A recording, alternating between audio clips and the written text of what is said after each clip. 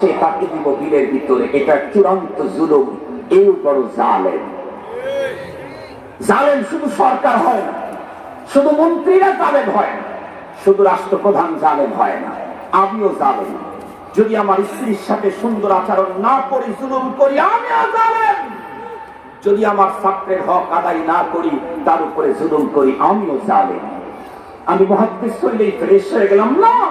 মুহাদ্দিস হওয়ার পরেও জালেম হওয়ার সম্ভাবনা আছে, মুফতি হওয়ার পরেও জালেম হওয়ার সম্ভাবনা আছে, হাসি হওয়ার পরেও জালেম হওয়ার সম্ভাবনা আছে, বক্তা হওয়ার পরেও জালেম হওয়ার সম্ভাবনা আছে। মনে থাকবে তো আপনাদের? মনে থাকবে তো আপনাদের? মুহতারাম হাজরিন, লম্বা কথা বলতে চাই না, শেষ পর্যন্ত একটা কথা বলে আমার আলোচ্য বিষয় করোনা ভাইরাস ও মহামারী। এটার কারণ, এটা থেকে বাঁচার উপায় এক নজরে আমি বলে দিই। মহামারী যত যা আসে, আল্লাহ পাক বলেন সবগুলি আমাদের হাতের কামাই। মনে থাকবে তো? মনে থাকবে তো? এরপরেও দুই রকমের কাজ, আমি এটাকে একটু বিশ্লেষণ করে বলেছি। কখনো প্রমোশন, কখনো পানিশমেন্ট। মনে থাকবে তো ইনশাআল্লাহ? কখনো প্রমোশন, একই জিনিস, একজনের জন্য প্রমোশন আর একজনের জন্য পানিশমেন্ট।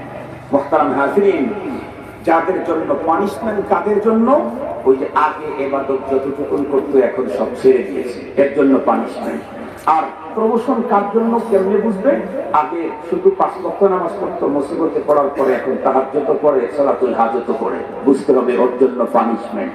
আগে সিজদা করতো আল্লাহকে 5 ওয়াক্ত নামাজের ভিতরে, এখন তার বাইরেও আরো সিজদা করে। তাই ওর প্রমোশন হচ্ছে কিনা?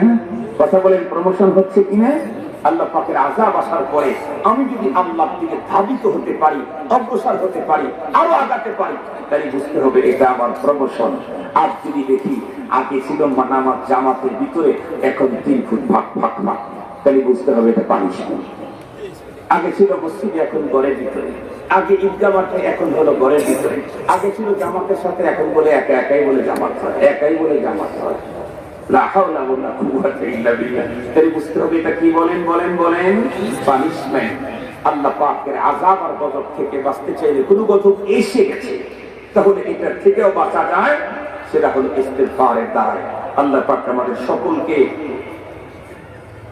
আমাদের সকলকে তার মহান হুকুম মেনে সব ধরনের আযাব আর গজব থেকে আল্লাহ পাক আমাদের হেফাজত করুন। যে অপরাধ হয়েছে, আমাদের প্রতিদিন আল্লাহ পাকের কাছে ইস্তিগফার করার তৌফিক দান করুন। আমাদের নবীজির জীবনে কোনো অপরাধ ছিল? নবীজি দৈনিক 70 থেকে 80 থেকে 100 বার ইস্তিগফার করেছেন। 100 বার ইস্তিগফার করেছেন। আমরা আমল করবো তো ইনশাআল্লাহ?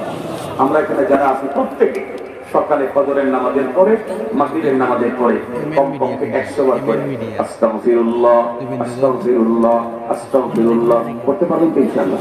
পারবেন তো ইনশাআল্লাহ? ইস্তিগফার ছাড়া শুধু আল্লাহর আযাব গজব দূর হয় না। অনেকেই বলে জান্নাত লোভে নয়, শুধু তোমার প্রেমে, এ হৃদয় করো। বাঙালি ইসলামিক টিভি।